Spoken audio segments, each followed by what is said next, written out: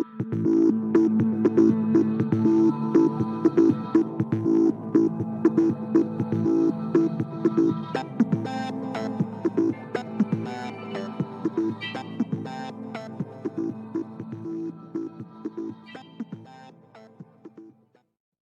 coaches, welcome back to Football Talk with Coach Chip. This episode, I've been listening and reading the subscribers, the viewers, and of course our gap scheme, our gap down backer OL manual has been selling really well. It's the only three things that I sell. Everything else is free. There'll be a list of all the freebies at the end of the video. Also, don't be afraid of the link to the video, okay? I'm going to explain this to you, going to show you diagrams, a few clips, and at the end, nothing but clips, none of my voice. You just get to look at it. It's some clips of using gap scheme blocking on play action pass. All right, let's get started. Let's go to our trusty whiteboard. All right, this is play action to the play fake versus an even front. All right, so what we're going to do it kind of like Alabama does it. We're going to take the back in the same direction as the guard. Okay, now over the years, we have faked away from the guard and let the running back fill in right here. But I'm drawing it up the way you're going to see some Alabama video of their line doing it. All right, so you got your gap down, shuffle. Those are the rules. Both of them got gap down, shuffle. Now, here's what we tell them. If you're not engaged by the second step, that third step should be shuffling back to pick up a blitzing linebacker or to pick up any leakage. Let's just say this DN ripped across the face of the backside tackle, and you got him because of the shuffle. Also, what happens is the two steps down gives the guard time to pull, and they don't collide with each other.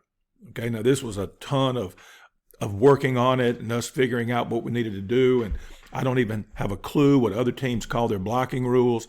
I wanted to do something that went along with our blocking rules, and our blocking rules were gap down backer. So to me, gap down shuffle made sense. It's two words, gap down. I tell them two steps down. So if no one is there on the second step, you go right into your third step shuffling, which would be your backside foot. In this case, his right foot, shuffling back, looking for a blitzing linebacker or leakage. The center, his rule is gap back. Okay. If there is no nose there in the gap, if there's nobody in a two tech that's back, he will just keep coming flat, looking for linebacker, looking for leakage. Okay, I don't shuffle him. We have shuffled him, but we don't shuffle him generally as a rule. Now, once they're engaged, they want to get beat slowly up the field, keeping them from coming to the play side.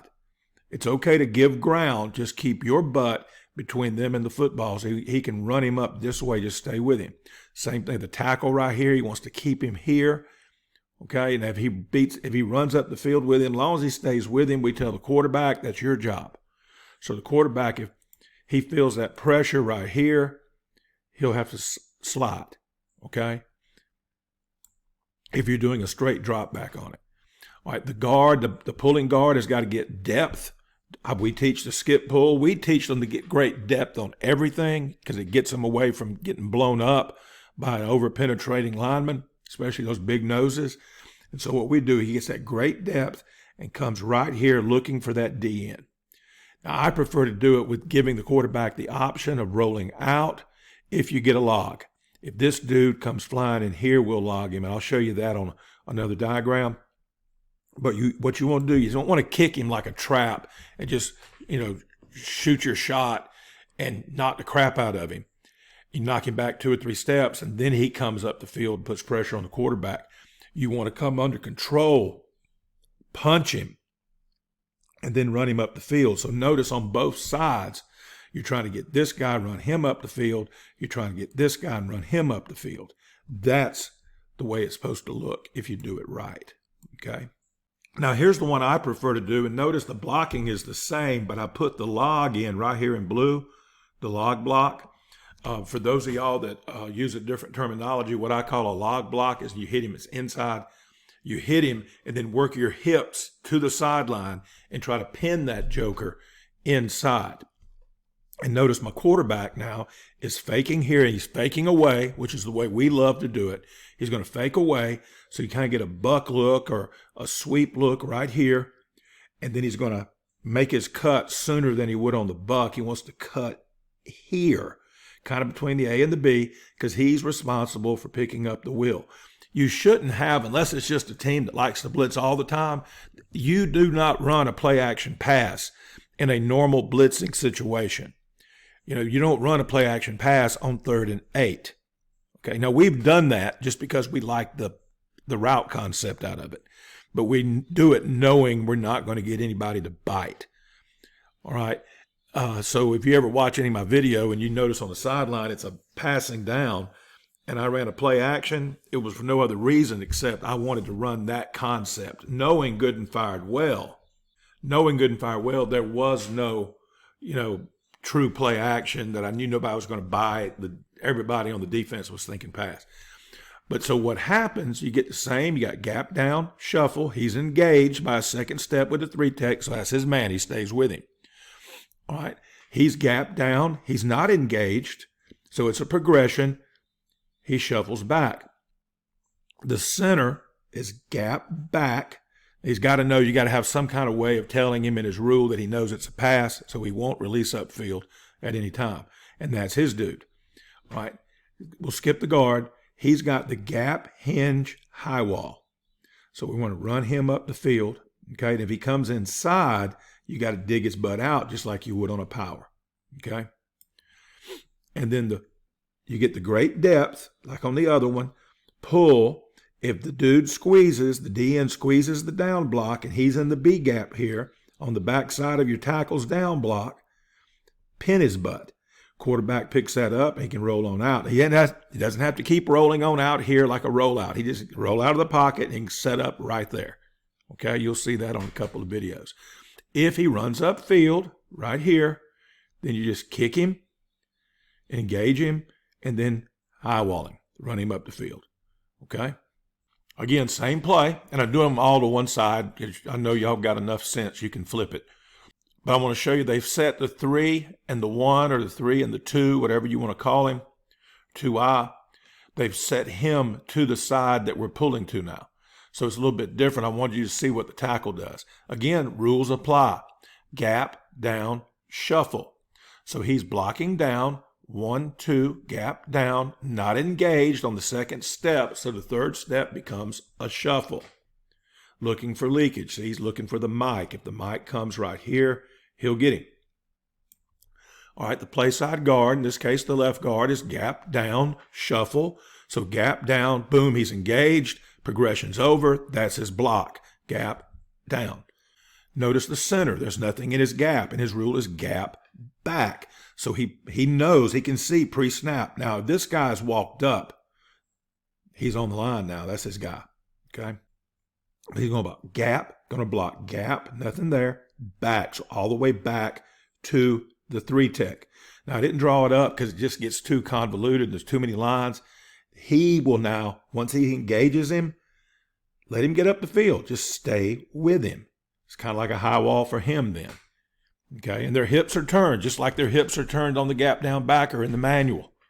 So it's a perfect complement. It goes hand in hand with that kind of blocking. Now, there's some years we didn't do this. And why would you not use this? Well, if you've got a running back, a good-sized running back, that you don't mind getting matched up on a lineman, on a DN, then you can just do full slide. And I've done that. In the 17 season, we had a really good running back. He was a big kid, about 185, 190. He's playing his COVID year right now as we speak at Alabama State University. He went on and played at University of North Alabama and then got his degree and transferred down to ASU to take his super senior year, his COVID year.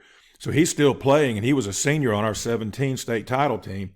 But we did not use this in 17. We used it in 16. Because he was a running back, a little bit smaller that year, and there was another running back that wasn't very big that was a year ahead of him, and so we didn't want them matched up on DNs. but his senior year rolled around, and we noticed that, he could block a DN as well as any of our linemen could. And of course, in small school football, a lot of your linemen are smaller than your running backs. And he was a big, strong kid, and we didn't use this. And so that's something to look at too. Do you want your running back matched up on a DN? Okay, the previous slide was the make the fake and do your 3-step drop off that. And you can adjust that. You can do a 1-step, 2-step. It depends. You're throwing something hot or quick. You may just fake it, stand up, and throw it. This one is the boot action, if you will. And you saw just all it is that same defense from the previous slide. The 3 is set away from the roll, away from the play action here. And so I just wanted to show you how the rules work against both fronts. Okay, now the tackle's got the gap down. Nobody there, not engaged, shuffle. Guard, gap down, up, somebody's there. That's my guy. I stay with him. And then, of course, the center's blocking back on the 3 and going to run his butt up the field. All right, now here's where you really got to rep this. And by the way, there were times we weren't very good at it. I heard some O-line guys say they didn't like it. They say, I get rid of the ball quick. It breaks down. And then what I found, you got to rep the piss out of it. Just like anything, you just can't be a second thought. And so often, especially in small school ball, when your time is limited, you give lip service to pass pro, or you just walk through it. But you got to rep it. If you want to be good at something, you got to rep it. And this is the kind of thing you can rep it up during the summer. You can rep it up after weightlifting during the spring. But the 3-3 stack presents its own set of issues. And here's what I mean by that. Now, this guy is in a 4-eye right here. I just tell my tackle, that's gap. That is gap. Engage on that guy, okay, and then just stay with him. Now, if he's lined up in a 4-eye and on the snap flies out here, that's not your guy, okay? But if you can get him, boom, right there. So here's what happens with the pulling guard. Okay, the pulling guard, when he gets great depth and comes here, if this guy has gone inside and the tackle has gotten him, he knows he's got to get the wheel. And the wheel may not be blitzing, but I bet you he's coming, or the dog out here, the outside backer, somebody's coming right here, or they've messed up because they've got a guy in B gap and nobody checking C gap. And so he'll get out here and may just turn his hips and look and see what's coming. All right, just be kind of a personal protector for the quarterback as quarterback comes out of the pocket and sets up in here. I hope that makes sense to you and I made that clear. So again, if the guy, though he engages with the pulling guard, if he can pin him, log him, then do it. And the quarterback will see that. And the quarterback has to rep with that guard. It may be, what do you want to do? So what I call combo time, and some people call it pods. My buddy Kenny calls it pods. A lot of other coaches do. And you may do nothing but just have the center or the coach snapping to the quarterback making his fake. Could be an air fake, something you can do pre-practice, something you do post-practice, and have him practice being able to see down the field his routes and also to see that defense, that guard. What's that guard in front of him doing? Is he kicking? Set up in here. Okay, is he logging? Continue rolling and set up out here. Okay, so that's kind of you got to rep it. And the quarterback has to work with the O-line on all pass pros. So often we don't do that as coaches. They're down there doing the 7-on-7, and the O-linemen are down here working on pass pro, and the only time they come together is 11-on-11 or on Friday nights even. So that's not good stuff. This is just like a drill you can do. You set it up right here, and you stand behind your lineman. Okay, it could be when your guard is overworking with your quarterback, and the quarterback's reading the guard pull, and the guard's practicing logging or kicking on the end man on line of scrimmage. And these guys are here. And what you do is you'll tell the defense, like, you go here, you're pointing behind them. All right, so for instance, you tell the tackle here to go inside, you tell the backer to blitz right here. Okay. Well, he's going to do his gap down, up, here he comes. I'm on him. There's no shuffle. All right. He's going to do his gap down. This guy slanted to that gap. Boom, I'm on him. I tell him, once you engage with him on this, he's yours. There's no coming off. We're not the gap down backer scheme that's in the manual. No combo blocks. Okay, you engage with a guy, he's your guy. Over here, similar scenario, you told the tackle to go here. He blocks gap down, doesn't even get to shuffle because here comes the guy, boom, he's engaged on the second step, he stays with him. Meanwhile, this guy blocked gap down, nothing there, so he shuffles back and he picks up the DN. Okay, or it could be a blitzing backer. You could have put a backer over here. You can move this guy and have him come. And then here's another case right here where now this guy blocks gap down, not engaged, and he shuffles back and he'll pick up this DN right here. This guy blocks gap down. This guy came here. He's engaged. There is no shuffle now. You've got him. Well, here are a few clips of using this type of scheme. Now, you'll notice that the college teams, they don't do the gap down backer the way that is in the manual. Not all of them. Some of them do, because I have them show in the manual. You can see where the 49ers do it exactly the way I teach it. But they're going to keep their shoulders square. Because remember now, they're more of a zone and duo team. And so their gap scheme is a little bit different than the gap scheme that I use. See the guard break down and look? He needed to stay inside. Stay inside so you don't get beat inside. Okay? Now you see what I'm talking about. There's so many moving parts to it, it can break down. That's why you got to rep the piss out of it.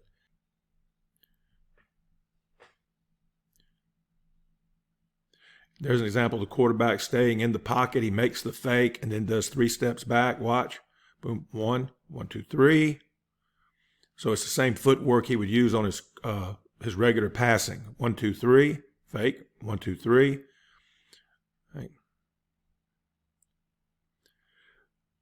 But it's really good. See, we look at the linebackers. Both inside linebackers took their read steps.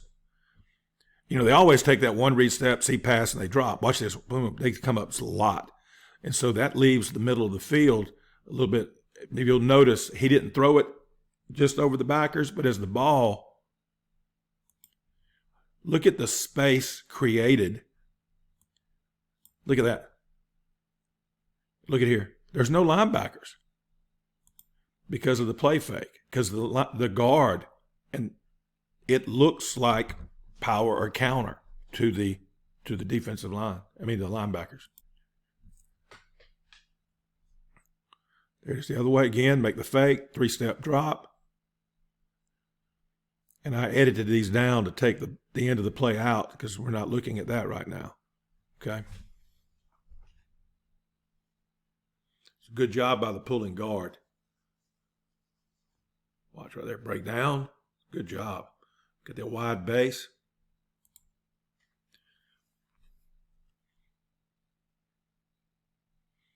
Now, it's just like any pass pro. Don't get beat inside. Look right there. Don't get beat inside. That's the same guy I said good job a while ago, and I watch him. Stop right there. You want to force him up the field, what I call high wall. You've got your butt turned to the sideline or you're facing the other sideline like we do on gap scheme, on our gap scheme. Stay there. Don't get beat in here. Run him up the field here, and then you high wall him and keep him outside. I mean, it's just that simple. All right, now here are the blocking rules. All right, I'm about to just do a roll and let you just watch the videos without me talking and at your own leisure.